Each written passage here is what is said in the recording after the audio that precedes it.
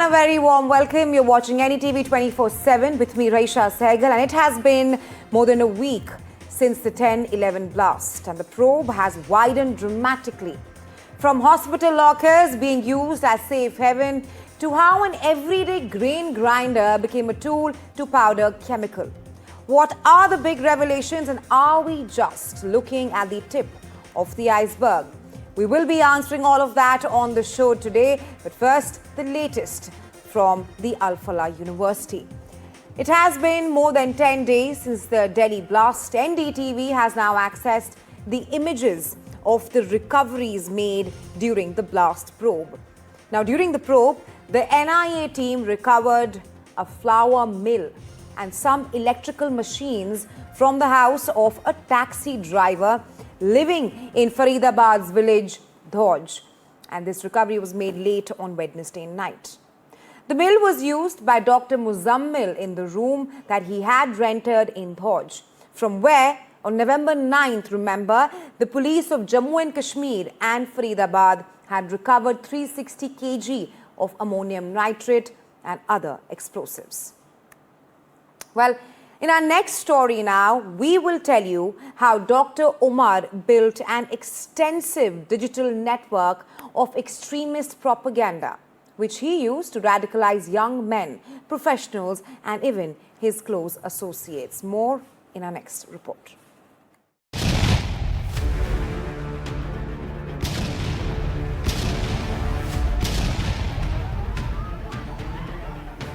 Dr. Umar Nabi, the Red Fort suicide bomber, wasn't just a radical himself, but he allegedly also built a digital ecosystem of radical propaganda.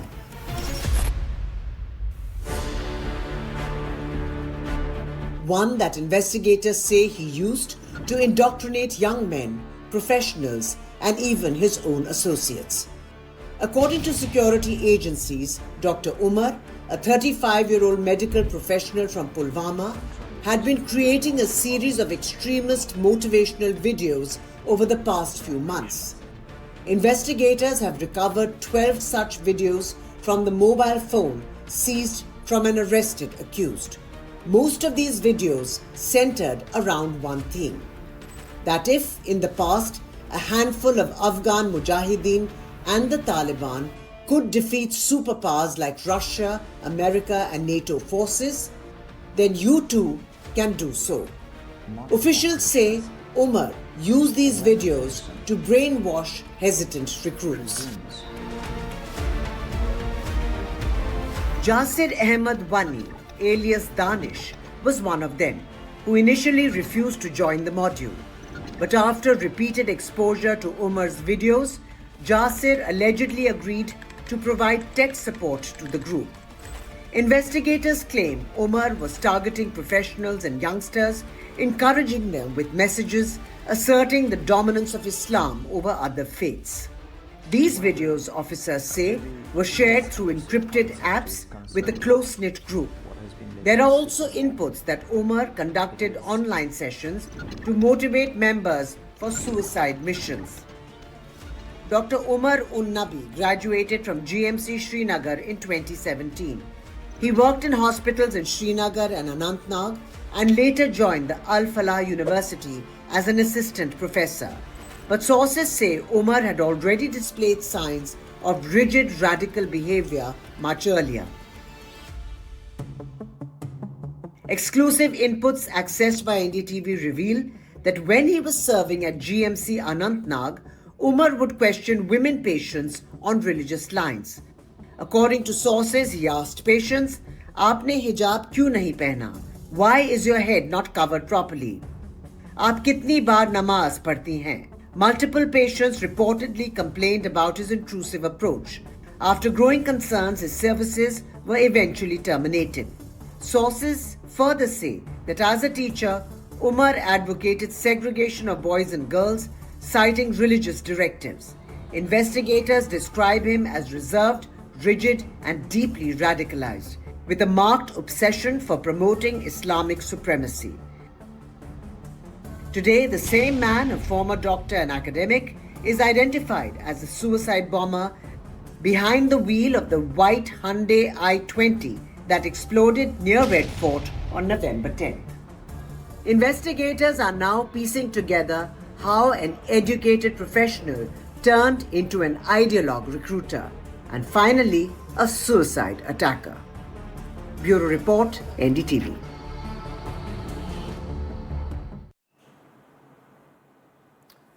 Let's now take you through the big revelations of the 10/11 blast. First up, a bomb-making machine was found. But before that, let's tell you about how 10 people are missing from Al-Falah University, which is now at the epicenter of the investigation. Apart from that, the next big revelation is the fact that 200 Al-Falah doctors and staff, they all are under the scanner after more threats started emerging at the Al-Falah University. Now, NIA has taken custody of 3 doctors and a preacher. Not just that, apart from this, doctors at Al-Falah worked without any kind of clearance, which includes Dr. Shaheen, Dr. Umar and even Dr. Muzammil. AK rifle cartridges were found in raid at Kashmir Times in Srinagar, which happened yesterday. And Dr. Umar asked patients about namaz habits. This is where we are telling you about the radicalization of Dr. Umar and how he clearly targeted the youth and the young women there. Apart from this, let's tell you about also the latest. That is that the NIA has arrested 4 more prime accused, which makes the total of 6. And NIA also suspects Hamas-style attacks. So these are some of the big revelations in the 10/11 blast. Well, there's more to this. As the investigation goes on, the agencies suspect that hospital lockers were used as safe haven, and that's for hiding arms and explosives. Remember, this is a tactic very similar to what Hamas did in Gaza, wherein they stored weapons in hospitals in Gaza. Sources now say that the Jaish module involved in the Red Fort blast were planning to turn hospitals in Kashmir into warehouses for weapons. More in our next report.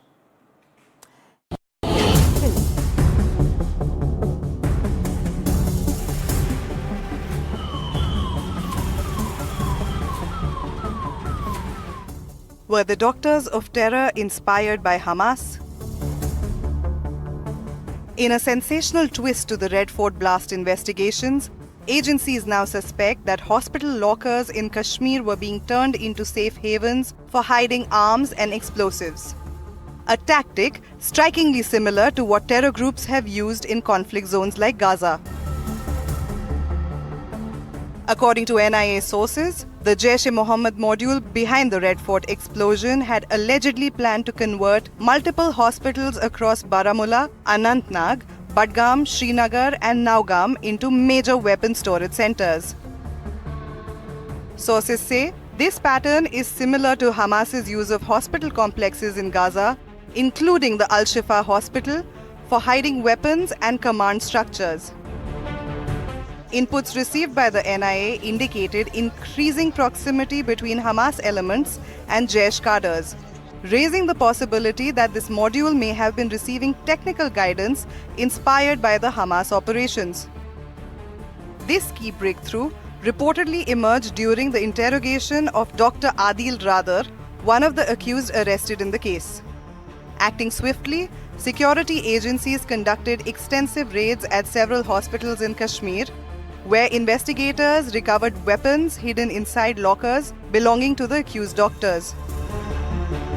Officials say this was part of a larger conspiracy by what they call the Doctor Terror Module, by using medical institutions as covert armories. Interrogation of another accused, Jasir Bilalwani alias Danish, has led to another major revelation. NIA sources claim the module was planning Hamas-style drone and small rocket attacks inside India. Investigators have learnt that the module was experimenting with modifying drones into weaponized platforms. The plan, officers say, involved attaching cameras, batteries and small improvised bombs to create remotely guided explosive drones. capable of flying over crowded markets or security installations for targeted blasts. Officials point out that similar tactics have been used in Syria, Gaza, and Afghanistan by Hamas and other militant groups. And this module allegedly tried to replicate the same model. Danish, according to the probe, was skilled in building such drone-borne explosive devices.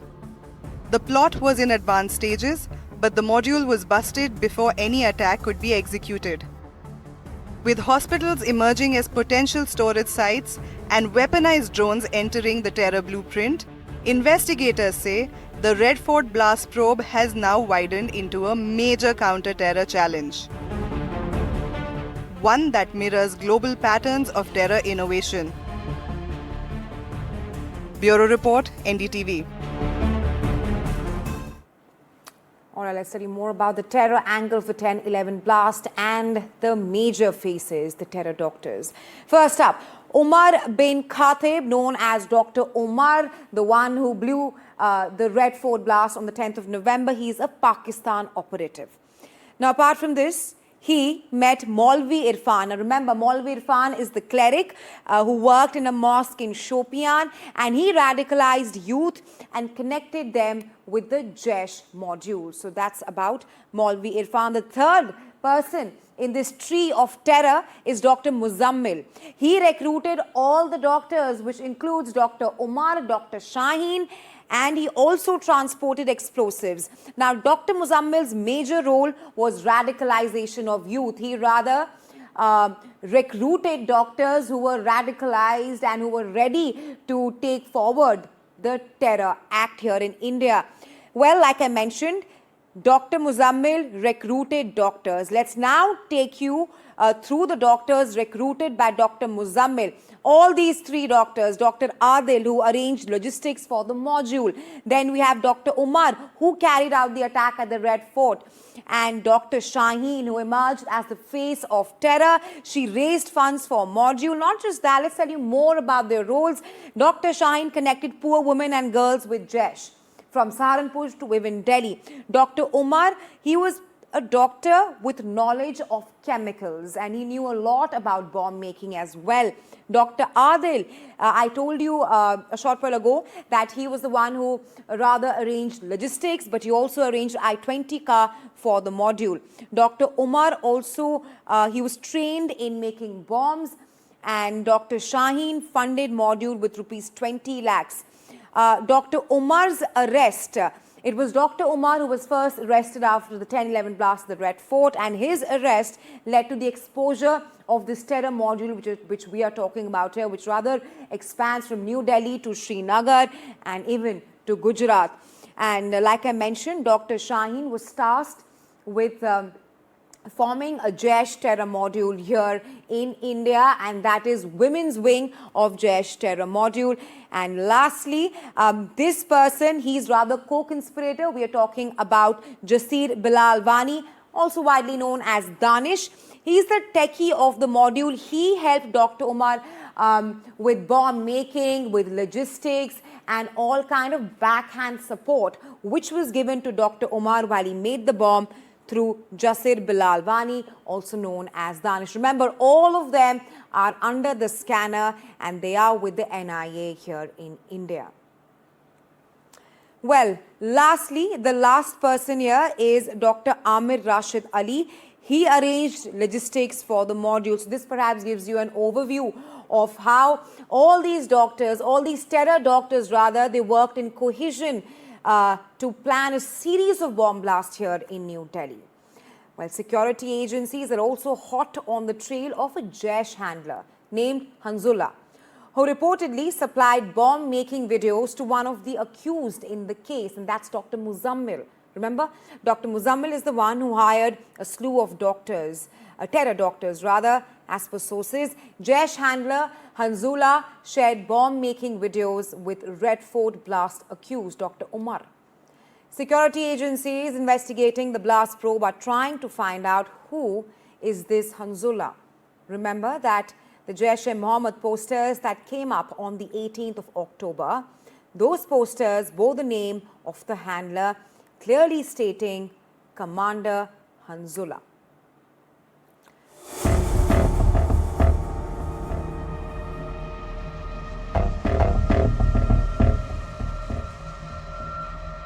A major Pakistan link has now emerged in the Red Fort blast investigation. Sources in security agencies have confirmed that a Pakistan-based Jaish-e-Mohammed handler, who identifies himself as Hanzullah, allegedly shared multiple bomb-making videos with one of the arrested accused, Dr. Muzammil. Investigators say the videos sent by Hanzullah contained detailed instructions and demonstrations for assembling improvised explosive devices. But who exactly is this Hanzullah? Sources say the name may be a pseudonym used to mask the real identity of a JEM handler operating from Pakistan. What has raised deeper suspicion is that the name Commander Hanzullah Bhai recently appeared on Jaish posters in Naugam on October 18th, leading investigators to believe that this handler may be linked to a broader JEM network directing modules in Kashmir remotely from Pakistan. As agencies dig into the digital trial, the Pakistan link only gets stronger, especially with the arrest of another key accused, Dr. Shaheen Shaheed. According to NIA sources, Dr. Shaheen, who was earlier registered as a medical practitioner in Lucknow and Kanpur, joined Al-Falah University in 2021. But investigators say there was a darker parallel track. Dr. Shaheen had reportedly been handed command responsibilities inside Jamaat-ul-Mominat, the women's wing of Jaish-e-Mohammed. This wing is overseen directly by Masood Azhar's sister from Pakistan. Sources claim Dr. Shaheen played a critical role in networking between local operatives and Pakistan-based handlers, including Hanzullah. Encrypted communications, deleted media files and remote sharing channels are now being analysed by the NIA. With bomb-making videos flowing in from Pakistan and a doctor allegedly leading Jaish's women's wing operations in India, investigators believe the Red Fort blast was not an isolated act but part of a larger cross-border command structure. The hunt for the real identity of the handler calling himself Hanzullah is now a top priority. NDTV Bureau Report. Well, we have been telling you here about how all threads merge at Al-Falah University and it has become the terror den. But let's also tell you about the students of Al-Falah University who are studying at this university and their plight and how the future right now hangs in balance. There's uncertainty and anxiety which looms large over Al-Falah Medical College. That's after the white-collar terror module crackdown brought it under the spotlight earlier this month, because we don't just have the NIA probing this university, which is around 30 kilometers from the national capital, but also the ED and other agencies who are probing the case. While students trickle back to the campus, they are mired in controversy. There's heavy police deployment added to the anxiety of the students and parents, with parents of all these students struggling to assess if the campus was safe, especially after the ongoing investigation. Students are calling the situation emotionally exhausting at this point of time. Let's tell you more about the Al-Falah University. ED sources say that these red flags are consistent with classic shell company behavior, which, as you know, are entities created only on paper to move funds or layer transactions. Here's a report. It was 5:15 a.m. on Tuesday when ED teams fanned out across Delhi NCR, targeting more than 25 premises connected to the Al-Falah group. The coordinated action is a part of a wider investigation into suspected laundering networks, shell entities, and financial irregularities allegedly linked to the group. The Enforcement Directorate is examining the role of the Al-Falah Trust and the associated entities. Key members handling finance and administration have also come under the scanner. A major focus of the investigation: 9 shell companies allegedly tied to the group, all registered at just one address. ED sources say these red flags are consistent with classic shell company behavior, entities created only on paper to move funds or layer transactions, common phone numbers and emails, no EPFO ESIC filings, overlapping directors, minimal salary payments, no HR records. What has also raised suspicion are prima facie discrepancies in claims made about UGC and NAAC recognition for the group's educational institutions. These claims, sources say, are now being verified with the concerned authorities. If the findings are confirmed, agencies believe they may point to a larger network, operating under the garb of educational and charitable organizations. For now, investigators say the financial trail is still being mapped and the probe is very much ongoing. NDTV Bureau Report. Well, that's all the latest from the Al-Falah University post the 10/11 blast. With that, we slip into a very short break. Come right back. Lost lineup for you here on NDTV 24/7.